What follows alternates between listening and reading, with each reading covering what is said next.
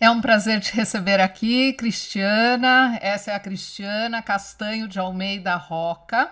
Ela é psicóloga, ela é neuropsicóloga, ela é doutora pela FMUSP e ela trabalha no Instituto de Psiquiatria do Hospital das Clínicas. Bem-vinda, Cris. Gente, muito Linda. obrigada pelo convite. É um prazer estar aqui com vocês, Carla.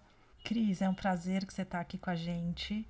E para a gente começar, conta para a gente um pouquinho o que você faz, qual que é a sua atuação, enfim, e o que você gosta de fazer. Bom, me formei em psicologia há muitos anos atrás. Aí, em 1995, que foi quando eu me formei em 94, né, eu soube do aprimoramento que tinha no Hospital das Clínicas. E aí, recém-formada, muito jovem, eu gostava dessa área da saúde. Na faculdade eu tinha tido, assim, uma admiração muito grande pela área da biologia, pela área quando eu falava de comportamento. Quando eu aprendi a parte das terapias, porque na época que eu estava na faculdade, não se falava de neuropsicologia, a gente aprendia neuroanatomia. E eu fiquei sabendo, então, desses aprimoramentos que tinham em hospitais. Eu acabei prestando lá o Hospital das Clínicas e eu entrei na psiquiatria. E na psiquiatria, o enfoque da especialização era em avaliação. E era avaliação psicológica e neuropsicológica. Você estava com a doutora Cândida? Isso, eu entrei na época que a doutora Cândida comandava lá o serviço de psicologia, dirigia esse serviço de psicologia e neuropsicologia. E lá eu aprendi a neuropsicologia, né, com ela, enfim, com as minhas colegas que estavam lá. Nessa época que eu entrei, o forte era a avaliação. Aí, com o tempo, essa parte toda de intervenção em neuropsicologia, reabilitação, que já era bastante falada para os transtornos neurológicos, passou também a ser discutida para os quadros psiquiátricos. E aí eu comecei a me interessar bastante também por isso, né? Então, bom, já que a gente avalia, e na avaliação, que é um exame no qual você tem que descrever dificuldades, mas também potencialidades, né? Você também tem que ver quais são as forças cognitivas que essa pessoa apresenta. Então, como trabalhar essas dificuldades? Né? Então, eu estou descrevendo tanto uma quanto a outra, então eu sei o que tem de bom, e aí como é que eu faço para chegar nessas dificuldades? Então, eu passei a ter um interesse muito grande em saber se esta área também poderia me propiciar todo esse arsenal, né, que a gente precisa, teórico e prático, para poder agir. E nesse tempo, eu também fiz especializações em áreas terapêuticas. Então, eu também fiz uma especialização em psicodrama, um psicodrama relacional, gostei bastante. E do psicodrama, lá no Hospital das Clínicas, eu também acabei fazendo curso de terapia cognitiva comportamental. E hoje, a gente vê, né, o quanto dá para você relacionar essas áreas. A gente tem até livros agora falando disso. Então, o quanto numa intervenção em neuropsicologia, você consegue até também usar aquilo que você aprendeu. E na neuropsicologia, a gente consegue integrar esses recursos da terapia cognitivo-comportamental, claro que com cuidado e com ressalvas, né? Nós estamos falando aqui de uma intervenção que é muito específica, mas isso possibilitou uma associação assim, de ideias e de informações que faz com que o seu trabalho possa ter uma consistência. E na busca disso, a gente vai estudando artigos, né, vai procurando livros, e eu acabei achando o curso que a Carla, já conhecia a Carla por nome, e achei uma divulgação que ela estava fazendo, a Cândida também tinha me falado, você dava uns cursos aqui, e eu vim para o curso da Irina. Né, e nessa busca de como a gente vai trabalhar com as intervenções em neuropsicologia, unir tudo que a gente vai aprendendo sobre comportamento e função cognitiva. Eu acho que tem uma coisa que é interessante, né, que eu vejo muito de modo geral, né, quer dizer, quando a gente começa a fazer a avaliação e a gente vai fazendo a avaliação neuropsicológica, a gente vai entendendo muito isso que você falou, né, forças, fraquezas, vai entendendo o perfil e a gente fica assim, ok, entendi, mas e o que eu faço com isso, né? Exato. E como é que agora é muito importante, já dá um panorama importante a gente entender. As devolutivas são bem né, tem essa importância, né, de como a gente vai explicar para eles o que a gente está vendo e como que isso se aplica na vida prática dele, né? Exatamente, já tem um efeito, a pessoa se dá conta do que ela tem, ela entender um pouco do perfil dela, né, e para quem está em volta, muitas vezes são pais, enfim. Isso. Mas também fica essa questão e agora, né, como intervir? A gente tinha muito comum, né, esse encaminhamento para as terapias. Mas aí vendo o pessoal também que fazia pesquisa, você vê que às vezes o paciente ele tem tanta dificuldade cognitiva ou dentro do que a gente chama desse conjunto das funções executivas, que isso também interfere no aproveitamento dele da terapia. Então, eu tive também a oportunidade de participar do doutorado de um colega meu, né, o Bernardo, que fez uma intervenção combinada com pacientes bipolares, ele publicou o estudo dele, e ele é um especialista assim, né, na terapia cognitivo-comportamental. E nessa intervenção combinada, que como ele já tinha usado a terapia cognitiva no mestrado, no doutorado a gente fez essa inter-relação, assim, de ele ia entrar com as estratégias que ele queria trabalhar, né, com esses pacientes, mas a gente preparava também uma série de atividades e até psicoeducação para que eles entendessem qual função cognitiva estaria sendo movimentada dentro daquela estratégia e eles pudessem aproveitar melhor, né, o recurso que estava sendo ali oferecido. Então ele chamou até o estudo dele de intervenção combinada, que foi onde a gente acaba vendo acontecer mesmo essa relação entre os recursos da terapia cognitivo-comportamental, mas também, né, de uma estimulação em relação às funções ali cognitivas, para que eles pudessem ali ter um melhor desempenho na vida, né? Porque o objetivo quando você faz uma intervenção é que você quer que isso que você está ali movimentando em termos de comportamento seja expresso fora daquela sessão. Ele possa usar isso na vida prática. Então, para ele poder usar uma generalizar, né? Que é a transferência daquele aprendizado dentro de um consultório para o ambiente dele. E aí, para isso, vem uma série de conceitos que a gente precisa aprender, né? Assim, que atividades que permitem aquelas generalizações ou transferências próximas, a transferência distal. Então, o que eu estou fazendo que eu consigo chegar, tá mais perto de uma determinada meta, o que eu estou fazendo que é mais um outro tipo de meta e vai ser mais longe, né? Isso que eu estou fazendo não vai atingir aquilo, então eu vou precisar aliar ali um outro tipo de estratégia. Então, isso eu acho muito rico, é um campo, eu acho que é encantador. Com certeza. Você poder fazer isso e o paciente que não tem esse conhecimento teórico que a gente tem, mas poder dizer assim pra gente, olha, eu consegui, eu fiz, agora eu tô aumentando, sei lá, um tempo, por exemplo, da leitura. Agora, então isso vendo as conquistas, isso, né? As conquistas que os pacientes vão trazendo. Porque a gente trabalha com as dificuldades, mas eles vêm pedindo pra gente ajudar nas dificuldades, né? Mas o nosso olho vai pro potencial, né? O que eu quero que ele consiga. Claro. Lúria já trazia isso, né? Então, Lúria falava muito na avaliação de avaliar os pontos fracos e os pontos fortes, porque os pontos fortes, eles iam potencializar, né,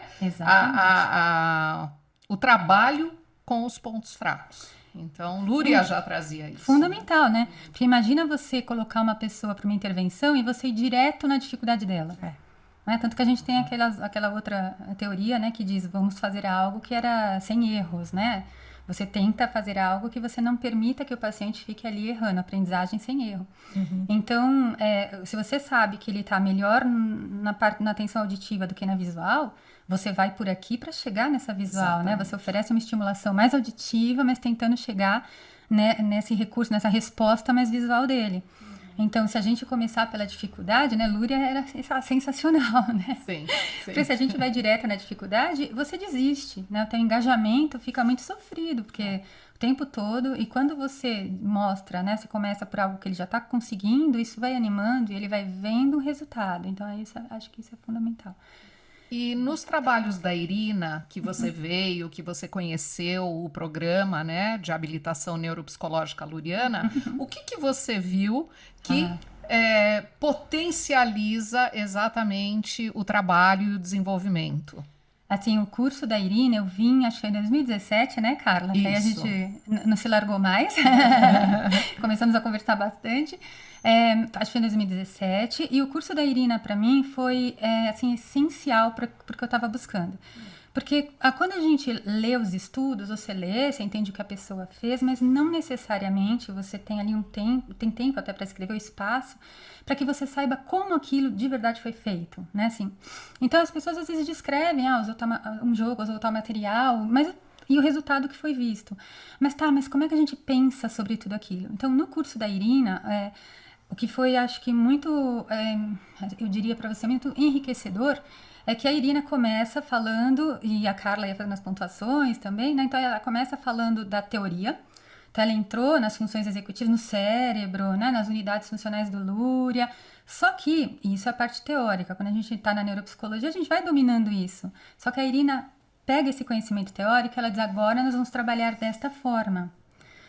E aí, como é que era trabalhar? Era colocar isto numa prática. Quais eram as funções cognitivas que a gente ia movimentar e qual era a hierarquia? Como é que eu faria isto? Então, mesmo dentro de uma função cognitiva, não é que eu vou hierarquizar os processos atencionais, a gente sabe que é importante, né? Se você vai trabalhar com processos atencionais, levar em conta essa hierarquia, né, que a gente tem. Mas não só disso. Explica aí que você está chamando de hierarquia. Qual é a primeira, dentro dos processos atencionais, o que eu primeiro preciso movimentar ali no paciente, por exemplo, para poder chegar no controle inibitório, né? Então, assim, se eu não consigo manter ele engajado, se ele não consegue manter um tempo ali de concentração mínimo, é difícil você fazer outras atividades que exijam dele processos mais elaborados, claro, né? Então, a gente... Começar do começo. Isso, começar do começo. E a Isso. Irina falava muito de como a gente ia hierarquizando. E o que eu achei de interessante é que ela passava isso para o corpo, porque a nossa organização precisa ser corporal, né? Ela passava isso para o corpo, ensinava como que se faziam esses exercícios, e depois ela e a Carla faziam a parte também, né, a extensão de que eu estou preparando, vamos falar de controle inibitório, que é algo que me vem muito... Eu estou mexendo com isso no corpo, primeiro ele experiencia isto, né, no corpo dele. Como é que ele inibe, aqueles exercícios, enfim, de conseguir ali fazer, e depois, num jogo. Então, aí a gente tinha os materiais lúdicos que a Carla trazia, e era muito bom, porque os jogos já estavam aqui para serem vendidos, a gente podia contar ali com a Natalina, que já trazia os jogos, então você aprendia, você falava, nossa, agora eu vou levar e já vou montar, né, ou como eu quero usar. E aí, o uso dos jogos, aprender a usar esses jogos naquela época, para mim, foi muito bom, por quê? Porque é muito diferente você usar o jogo ludicamente quando você está brincando, Sim. Né? Então, se eu estou brincando com os meus sobrinhos, né? Se você está num jogo com os amigos, e quando você usa aquele jogo, que é com uma proposta de você mediar algum tipo de evento que possa acontecer naquela situação. Então, o jogo, além dele estimular uma determinada ou algumas funções, né, cognitivas, quando a gente fala assim, estimular a função, a gente tenta sempre didaticamente falar que você está trabalhando com uma, mas as funções cognitivas são interrelacionadas, claro, né? Então, o jogo te propicia ali você movimentar funções ali cognitivas, mas você também entra em outros aspectos do comportamento, que são as habilidades socioemocionais. Claro. Porque na hora que eu tive, né, uma resposta impulsiva, eu fico brava. Eu posso ter uma resposta impulsiva que não foi boa, certo? Eu vou ficar bravo. Eu fico bravo, o que eu faço com essa braveza? Eu atrapalho todo mundo, eu jogo tudo e eu não quero mais voltar. Então, como é que você retoma essa situação?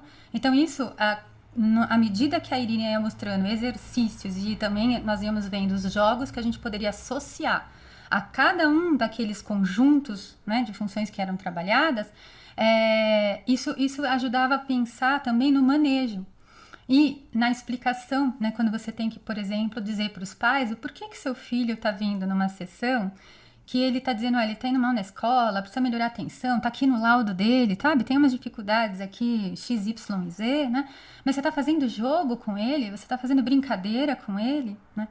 E, então eu posso também fazer essa brincadeira em casa, ele pode mesmo, né? Eu já cheguei a sugerir jogos depois que eu usei para o pai poder, a gente estava jogando esse, pode comprar. Ou se a criança mostra, eu ainda não ocupei do jeito que eu queria, eu falo, mas segura, né? Às vezes são os cartões, segura, não compra ainda, né? Vai jogar depois. E aí a criança já vai ter um sucesso para fazer, não porque você treinou ele pro jogo, mas porque ele consegue ver aquilo de uma outra forma, de um jeito diferente. Né? Porque o objetivo de um material não é você deixar a pessoa boa para lidar com aquele material. É ela entender como que ela se torna boa para lidar com aquele material. São as estratégias, né? Isso. Quais estratégias ela lança a mão e como ela pode transferir essas estratégias para as outras situações, né? Então, uma criança, por exemplo, um adolescente e até mesmo um adulto muito impulsivo, na hora que você tem a possibilidade de manejar, modular esse comportamento nesta situação, isso se torna um aprendizado para ele.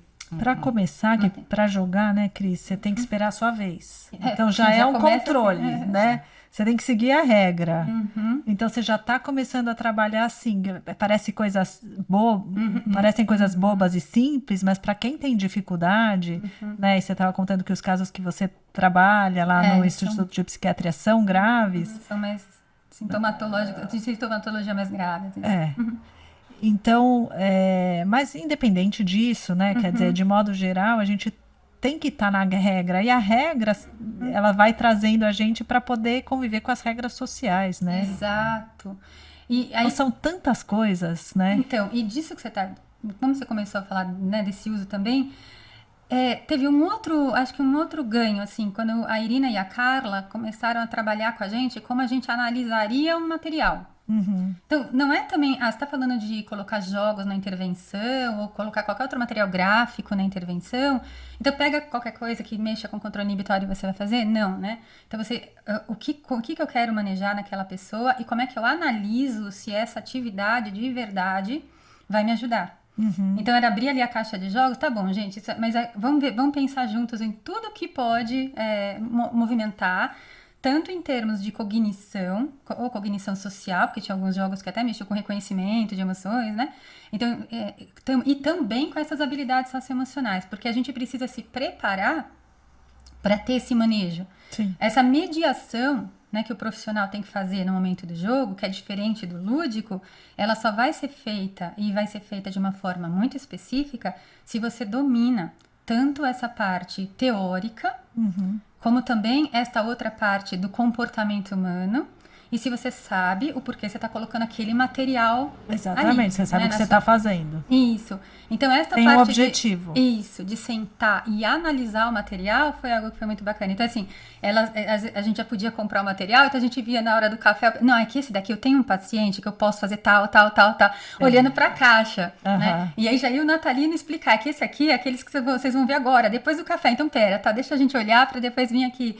Então, não era só você sai e adquire material, ou agora que eu aprendi que eu posso usar manuais, ou eu posso usar jogos, eu sento e eu estruturo esse trabalho. Então, acho que o curso era um curso intenso, a gente ficava aqui o dia todo, né, 2 dias. 2 dias. O dia todo, mas ele era intenso e ele era muito gostoso, na verdade, porque ele não era parado, a gente tinha uma dinâmica ali muito boa, e permitia ali uma discussão importante entre profissionais que estavam assistindo e delas, né, delas poderem trazer essa experiência, né, dessa parte aí da Rússia, desse método que foi tão desenvolvido lá, para que a gente pudesse fazer uso aqui. Então, hoje eu olho para os materiais de um outro jeito, né? Impressionante. Você vai, até para comprar um presente. Você olha e fala, poxa, peraí, isso aqui, o que tem que fazer aqui? Aí você começa a pensar. E como essa parte... Isso depois do curso? Depois do curso. Eu já fazia... É que assim, eu sempre trabalhei muito com criança. Sim. Então, eu vim de uma experiência antes de ir para a área clínica, que eu trabalhei em escola, quando eu era mais jovem. E eu trabalhei numa escola que era método Montessori. Então, eles já faziam muito isso, de você ter um material que propicia algo, né? Mas se você tem uma área que mexe com isso, e quando você está na outra, você precisa saber fazer também essas relações e as transferências. Então, o curso da Irina foi interessante nisso. Eu falei, nossa, o que eu via na escola, ou como eu podia fazer lá, agora eu tenho que juntar isso que eu aprendi na neuropsicologia, que eu estou aprendendo na avaliação. Porque a gente está falando disso de anos atrás, né? Hoje a gente já... Então, eu fiquei muito na avaliação por um tempo. Isso, e depois que eu fui para essa área da reabilitação, né? E aí, a hora que esse jeito de olhar ajudou a integrar uma coisa que você já tinha com outro conhecimento que você já tinha para a prática. Foi mais ou menos porque isso. Parece fácil quando a gente fala. Mas se você sentar para fazer, né, você pega ali uma avaliação do seu paciente. E aí você fala, bom, então agora... Tem uma série, tem um percurso, né? Porque você não pode dizer para um pai que a sua intervenção, por exemplo, vai melhorar a atenção. Porque a atenção é uma meta muito grande, né? O que é atenção? São processos... E do que você está falando da atenção? Então, vem toda aquela parte inicial de você entender primeiro, tá, ele tem problemas aqui atencionais na avaliação e no funcionamento na vida, o que acontece, né? E de você conseguir estabelecendo com os pais quais são as metas, né? Então, para chegar numa meta grande, você tem primeiro as menores. Eles precisam entender o que você está fazendo, porque se eles não entendem, eles cobram Olha, ele continua não melhorando o comportamento dele, porque, Claro. né, a gente tem que dizer, ó, eu tô nessa fase com ele, agora nós estamos nessa etapa, né? Então você tem todo um percurso e na hora que você, agora eu vou começar a mexer então com inibição, vamos ver qual a estratégia que eu vou dizer dele com o amiguinho dele quando ele briga na escola, Então você tem aí a meta aí você tem que olhar para o material e ver, será que esse daqui me garante que eu consiga movimentar isso nele? Ou será que é um jogo, por exemplo, ou um material que eu vou causar muita frustração? Então, não é só você saber que o brinquedo ou algo é legal, né? É qual a aplicabilidade dele naquele caso que você tem, se naquele momento é melhor ou se você tem que começar com o anterior. Sim. Eu acho que você Né, me traz um conceito muito importante, Cristiana, que é da zona do desenvolvimento proximal que Vygotsky fala. Então, a zona do desenvolvimento proximal, a Cristiana, ela trouxe essa coisa, essa questão, né, relacionada a como a gente atua na prática. Então, como que a gente faz a mediação Exato, é a mediação. ali na hora do jogo. Então, assim, a gente trabalha com recursos que a criança tem e vai expandindo na medida em que a criança vai conseguindo. Então, você começa trabalhando com o que ela consegue. Isso. E a gente vai, né, estendendo isso para que a criança consiga ampliar e dessa maneira integrar as funções. Né? Que é a ideia da aprendizagem sem erro, né? Que você Isso. falou.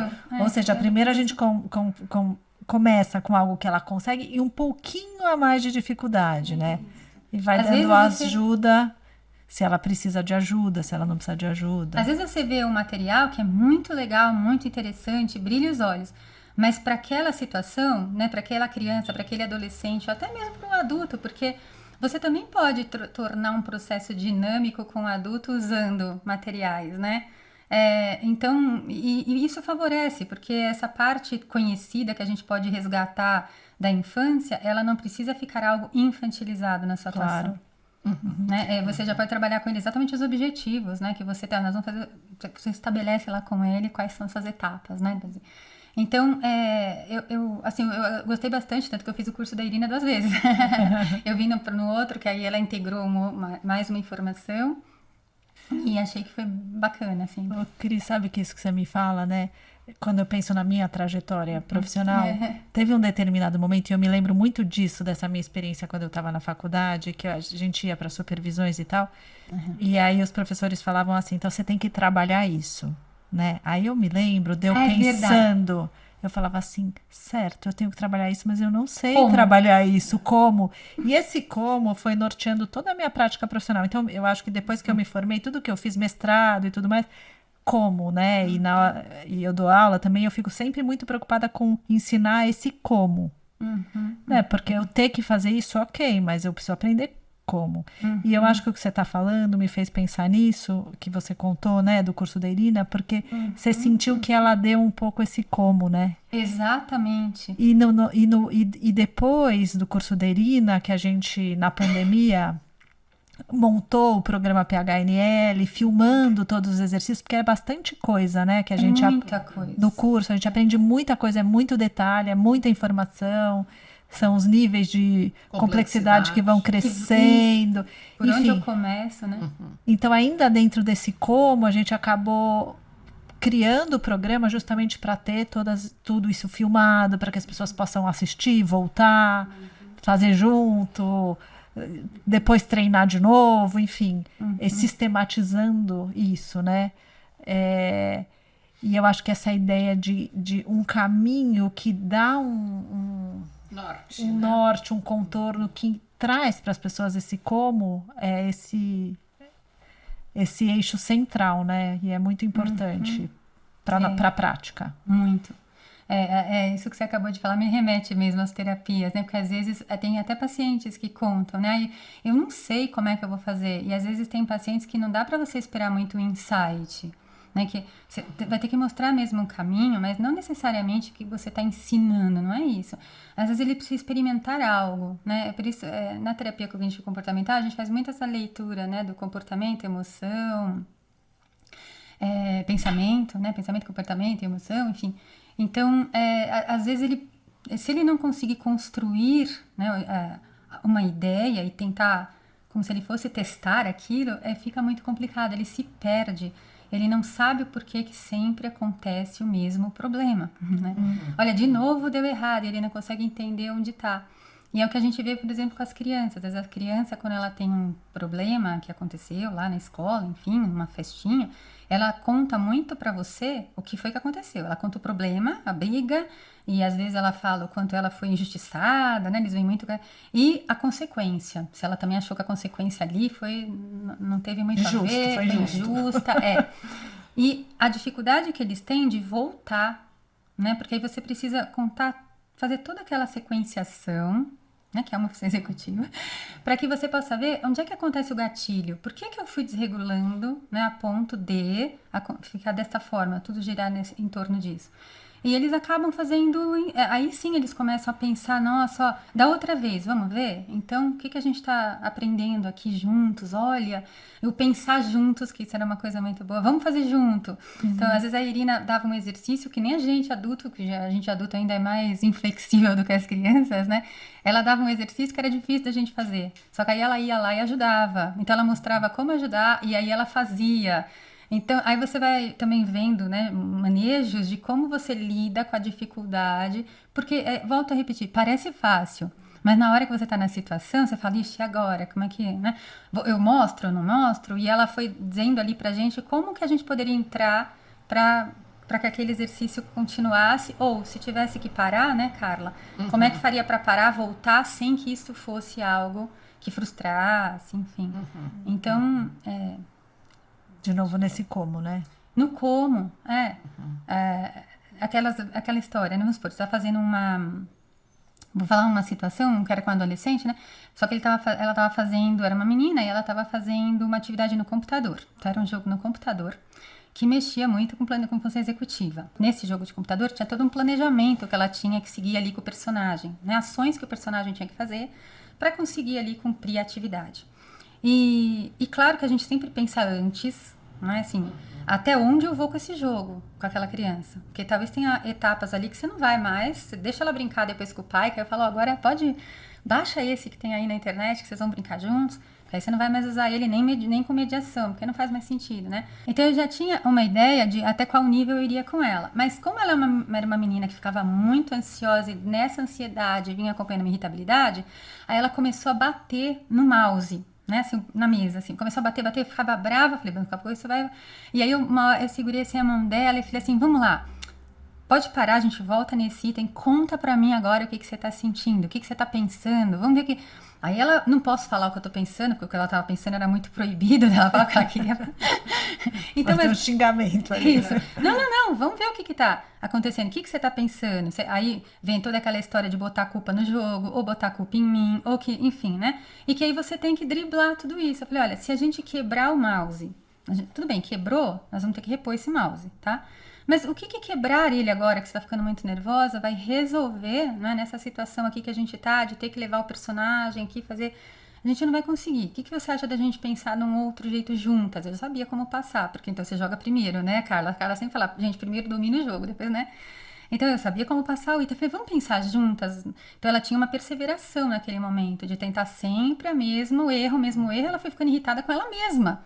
Não é que o jogo dela, ela estava perseverando, ela não parou e olhou e falou, olha, o pedir ajuda, eu posso então também fazer, deixa eu fazer junto, eu tô agora só que assistindo junto com você, que é você que tá fazendo, posso também tentar?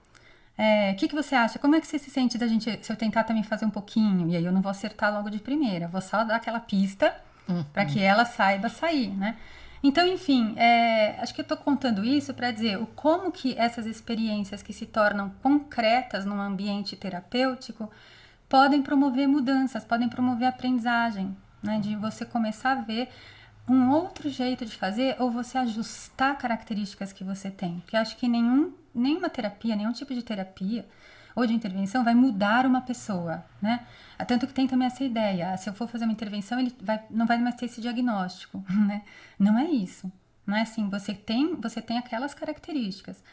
O que é importante é que você conheça quais características você tem, porque à medida que isso vem para sua consciência, porque às vezes a gente não sabe o jeito que está fazendo, né? A gente não sabe onde é que a gente está tropeçando. Então, à medida que aquelas características se tornam conscientes e você começa a vê-las de uma outra forma, por que elas acontecem, isso promove ajustes. Então a gente pode até dizer, promovem mudanças, mas também promovem ajustes. Eu não vou deixar de ser uma pessoa talvez mais ansiosa, ou que às vezes fica meio irritada quando não consegue fazer, mas eu já vou conseguir reconhecer isso. Lá tô eu ficando irritada com isso aqui, peraí, deixa eu ver, né? Então você já começa a lidar de uma outra forma com essas características que você tem, e isso te torna um pouco mais adaptada às situações. E aí é muito legal quando você vê que você conseguiu fazer de uma forma diferente. Acho que nos adultos, às vezes a gente tem uma rigidez maior, mas a criança, ela vem contando, essa felicidade é imensa quando ela percebe que ela conseguiu ali lidar com aquela situação da escola que estava tão complicada com determinado amigo, e ela fez de outro jeito, do jeito que a gente fez ali na sessão, e deu certo. Então, enfim, ela não deixou de ser quem ela é, de às vezes se ofender muito com um amigo, mas ela soube lidar com aquela situação e ela não vai mudar o outro. Mas aí a atitude dela faz com que aquele evento ocorra de uma outra forma. E às vezes isso é muito difícil para uma criança, para um adolescente entender com você falando. Então a gente pode ter isso nos recursos que a gente usa. Né? Então os jogos, por exemplo, eles são materiais fantásticos, porque eles possibilitam uma série de vivências ali. Então se é um jogo mais de rapidez, se às vezes é um jogo de mais raciocínio, se é um jogo que te desafia, e aí ou você tem tempo para fazer, se você não cumprir naquele tempo, tem né? Ou aqueles jogos que você tem etapas que você tem que concluir. Então você vai aprendendo ali a pensar, só que não fazer pensar só no jogo, tentar conversar também de transpor isso na vida. E é bonitinho quando eles vão aprendendo a fazer isso, porque a gente começa a fazer, né? Nossa, eu tô lembrando aqui que outro dia eu também fiz exatamente o que eu tô fazendo aqui. Eu arrumei lá minha bolsa do mesmo jeito e o óculos ficou do lado de fora. Ai, eu também já fiz isso, viu? Então, o erro começa a não ser um erro para você ser punida ou para você ser criticada. Ele é um erro que te favorece uma aprendizagem, se é que é um erro que a gente vai chamar. Entende? Assim, ele tá te falando, puxa, se eu errei, eu tenho como aprender um outro jeito de fazer. Se eu tomei consciência, né? Exato. E aí eu não fico ali remoendo o meu erro, eu já vi que, nossa, olha que bom, né? Agora eu já tô vendo uma outra forma de resolver, enfim. Ô, Cris, você falou uma coisa que eu achei muito legal. Quando você estava contando do mouse, toda a estratégia que você fez, né, de segurar... Eu coloquei, só apoiei a mão nela, assim, fiz, ai, tá muito difícil isso aqui, deixa eu te... E mostrar que, assim, isso daqui, esse comportamento não vai ser eficiente. Vamos pensar num comportamento eficiente, isso, né? E eu nem ia puni-la pelo comportamento, né? Eu disse assim, olha, a gente vai ter que resolver se acontecer, se quebrar, mas... vai servir para alguma... Eu achei muito legal, e a gente estava conversando antes sobre essa questão do jogo e da mediação e de como, às vezes, as pessoas não entendem, né? Algumas estratégias terapêuticas que a gente usa e alguns jogos, e isso que você estava falando, né? Às vezes os pais falam, não, eu posso jogar em casa, para que eu tenho que vir aqui? Então, eu acho que é interessante só para ir percebendo, assim, que às vezes são intervenções, né, que vão ajudando a pessoa a tomar consciência de formas de agir que fazem grande diferença, né? Então, exato. Quando a gente fala isso, às vezes os pais, a gente também precisa ajudá-los, né, com psicoeducação.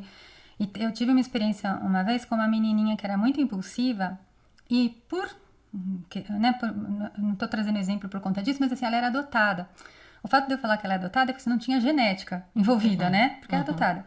E ela entrou na sessão e a mãe veio também para esse dia, porque a gente ia conversar juntas, e eu propus uma atividade primeiro. Vamos fazer atividade para vocês poderem ver o que eu quero falar, porque eu queria explicar para a mãe por que a gente fazia tudo aquilo. E aí, na atividade, a menina erra e a mãe erra.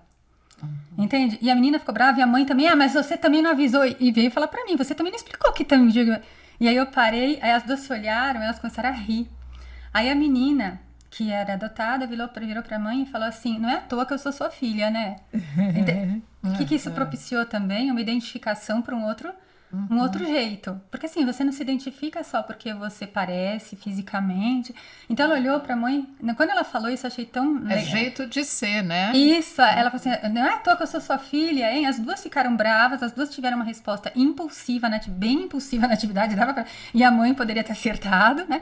E elas não estavam competindo, era uma atividade que a gente estava fazendo juntas. E a culpada fui eu, que não expliquei muito bem, né? E aí eu conversei com ela sobre isso, e a mãe, ela foi, sabe, ela, nossa... Então, o que foi de bom para esta mãe? Que às vezes ela é o modelo da menina. Então, se ela também não percebe como ela resolve, a menina vai fazer também igual. E ela também poder se dar conta dessa impulsividade, disso, né? E de que às vezes a gente vai agir assim também e tudo bem, entende? Se eu for impulsiva num dado momento, acabou, né, a vida, acabou o mundo, não. Né? Ok, a gente tem como retomar tudo isso. Mas foi muito, assim, eu vi que as duas saíram muito felizes, assim, e tinha dado erro, né? Tinha dado um problema ali. Só que como as duas reagiram do mesmo jeito, então propiciou toda uma conversa sobre quando as coisas não saem da frustração, quando as coisas não saem do nosso jeito, sobre a identificação. Olha como vocês são parecidas no que mais. Me conta aí. Vocês duas juntas devem fazer cada uma. E elas puderam conversar. Então foi bem bacana, sabe? E também puderam perceber, e a mãe, que eu acho que é uma dessas coisas que a gente tinha falado, né? De que às vezes não entende como que aquilo funciona, né? Então ela também puderam vivenciar e a mãe junto, porque no final é quem traz pro atendimento, né? Quer dizer que se ela não faz sentido para ela, ela fala, não, tá indo fazer o quê, né? E lá no hospital de infantil, tem muitos momentos que tem grupos que a gente coloca tanto as crianças quanto os pais. Porque se você não também trabalhar os pais, não tem. Se a gente trabalha habilidades, por exemplo, sociais na criança, e esses pais não sabem habilidades, ou eles também não têm isso tão bem desenvolvido, é muito difícil manejar, né? Porque assim, aí a criança tá com uma informação, ela tá assim, mas ela tá vendo um outro modelo, o pai também não tá ali entendendo muito bem, ouvir uma crítica, como às vezes já aconteceu, né? Você não tá fazendo direito. Então, é importante que a gente integre. E às vezes uma forma de você integrar para que não fique algo pesado é trabalhar com as atividades. Isso dá uma leveza, as coisas acontecem e você pode manejar, mas você só vai conseguir fazer isso se você tiver o preparo, né? Você tem que se especializar, você precisa se formar e saber o que você está fazendo, com o objetivo, isso, né? E por que você vai falar, ou, né, você vai colocar aquela verbalização naquele momento, porque você também pode causar ali um problema, se você não souber como que você está colocando isso. Então, acho que nesse sentido que a gente está conversando, eu gosto muito, assim, dessa área. Então, lá no HDI a gente tem muitos grupos ali acontecendo, porque as crianças têm que ficar ali período da manhã e um pouquinho ali da tarde, então, todos os dias. Então, eles ficam por 3 meses, né? Mas eles dormem? Eles ficam lá durante o dia? E vão para casa? Na internação dorme, né? Mas no HDI, que é uma semi-internação, uma internação parcial, aí não, eles só ficam um período e vão para casa. Mas eles vêm todo dia. Então, eles chegam, tomam um café da manhã e aí começam as atividades. Aí eles têm terapia individual, terapia, os grupos, né, de intervenção. A mãe tem a terapia de família, tem a TO, a gente também tem lá a terapia assistida por cães. Em algum momento podemos ter o programa, a terapia do programa com o programa me ajudem a instituir lá com a Thelma esse tipo de intervenção, porque a gente precisa construir isso, né? E o que você acha que poderia ter de benefício se a gente tivesse uma intervenção, por exemplo, com o programa PHNL lá? O que eu acho que teria de benefício para eles? O que você acha? Por que seria interessante? Em grupo ou individual, na verdade, acho que em grupo a gente trabalha tem algumas intervenções em grupo, mas elas acabam sendo bastante assim, tem muita borda. Porque quando eu coloco eles em grupo, mas a gente poderia também tentar. Agora, olha só, eu tô falando de crianças ali que têm diagnósticos psiquiátricos, certo? Transtornos mentais. O que a gente tem nas crianças, ou nos transtornos mentais, na criança só, né? O que a gente tem nos transtornos mentais? Os transtornos mentais, eles podem ser definidos como uma disfunção cerebral, né? Tá acontecendo alguma coisa ali que não tá dando uma funcionalidade pro seu comportamento muito boa. Então, nós estamos falando de alterações de comportamento. Como que essas alterações de comportamento, elas acontecem, né, na vida? Então, elas acontecem por comportamentos aí que são mais impulsivos, comportamentos que são desadaptados numa forma de você expressar suas emoções. Elas acontecem por uma expressão da agressividade, que pode ser com o outro, pode ser com ele mesmo. Então, veja, você tem uma série de sintomas ocorrendo, que podem ser tanto internalizantes quanto externalizantes.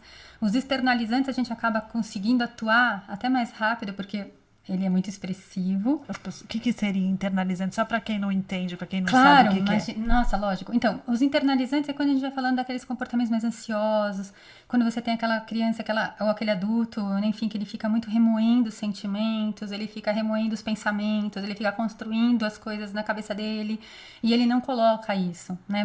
Então, você tem Comportamentos Coloca pra fora, né? isso. Fica aqui dentro. Fica tudo ali. Comportamentos internalizantes a gente vê muito nos quadros ansiosos, na depressão. Os externalizantes é quando vai muito para o ambiente. Então é quando você tem esses comportamentos de agressividade, de autoagressividade, né? Como se fossem as autolesões, de brigas e gritarias e tudo muito. Então no externalizante é muito fácil assim, de você ver e você tem que ali manejar. O internalizante você tem que ir com todo um jeito, porque às vezes a pessoa não se coloca necessariamente. Né? E aí as avaliações têm ajudado muito. Tem pessoas, tem crianças, tem adolescentes, tem adultos que eles não trazem. Na hora que você usa um projetivo, quando a gente fala das avaliações psicológicas, se você usa um projetivo, um outro recurso ali, você acaba entendendo, né, o que está por trás dessas autolesões, que parece algo que é só do isolamento dela, e não é. Tem algumas, né, tem muita fantasia ali dentro, tem muita angústia, tem muita dor que não está sendo expressa. E aí você tem que tentar acessar. Então, eu acredito que nesse programa de intervenção de vocês, como já começa mexendo com o corpo, isso já vai mobilizar ali sensações, já vai mobilizar sentimentos, já vai mobilizar talvez incômodos e até tranquilizações. Uhum. E a hora que você passa do corpo para eles fazerem os jogos, que eles já estão até mais acostumados com os materiais lá, porque as outras intervenções também mexem com o material, aí, nessa hora é a hora que você vai conseguir ali mobilizar essas habilidades que são mais socioemocionais, jeito de pensar, o que aconteceu agora que ele viu que não deu certo, ou quando ele ganha, enfim. Então, eu acredito que é um jeito de você poder acessar pessoas. Não acho que é só para isso, mas é como vocês estão me falando, né, no meu ali, nesse ambiente do HDI, por exemplo, claro. É um meio de você acessar essas dificuldades cognitivas e comportamentais, né, incluindo as emocionais, que você vê nos transtornos mentais de uma forma geral, claro que cada uma com a sua especificidade, é uma forma de você acessar isso, estimular e poder trabalhar no sentido de deixar esta pessoa um pouco mais adaptada, porque a nossa meta ali, em 3 meses, não é que essa criança saia resolvida, que essa família saia resolvida, porque é muito pouco tempo, mas é que a gente consiga que eles tenham em algum momento, em alguma área da vida deles, emocional que seja, ou comportamental, uma adaptação. Né? Por isso que eles vão sair, porque a semi-internação só é justificada se você tem um paciente que não está conseguindo ir para a escola, se ele está com uma sintomatologia grave, que não justifica uma internação, mas que está tirando ele todo dia do meio social dele. Claro. Né? Ô, Cris, você está falando isso, eu fiquei pensando assim, que com os exercícios, né, do programa PHNL, eu acho que tem algumas outras coisas que também seriam interessantes. Por exemplo, na medida em que a gente tem lá os exercícios e as propostas de atividade que exigem controle inibitório, sincronização do movimento, a percepção do corpo no espaço. Então, tudo isso vai... Porque eu me perceber no espaço, tudo bem, se eu tô lá no exercício me percebendo no espaço, e como que eu faço o controle do meu corpo no espaço, no exercício, isso vai me trabalhando para que eu possa me perceber no espaço relacional também. Exato. No espaço com outras pessoas. As coisas não são isoladas, né? Não. O comportamento depende de aparato cognitivo, né? Depende de tuas características de temperamento, de como você lida com as emoções e com os sentimentos, os modelos que você tem. É esse conjunto que faz com que você se comporte, as vivências, né?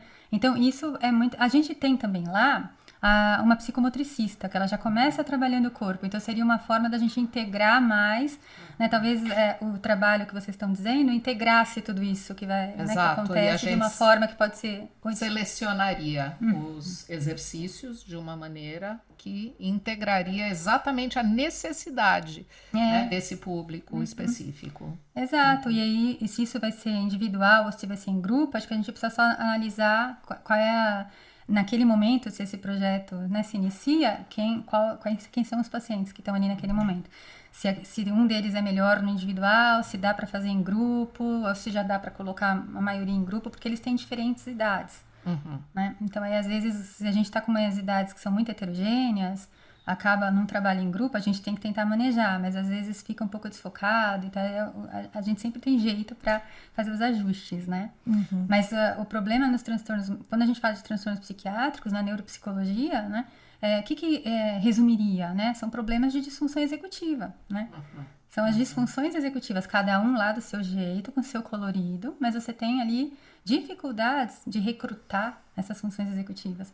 Então, quando a gente está falando dessas intervenções, isso está movimentando, recrutando essas funções executivas e colocando essas funções não só no que a gente entende como cognição, mas também da inter-relação que ela tem com as habilidades socioemocionais. Então, a gente gostaria de agradecer a Cristiana por ter vindo aqui, contribuir com a gente, falar um pouquinho das percepções dela sobre o programa PHNL. Muito obrigada, Cris.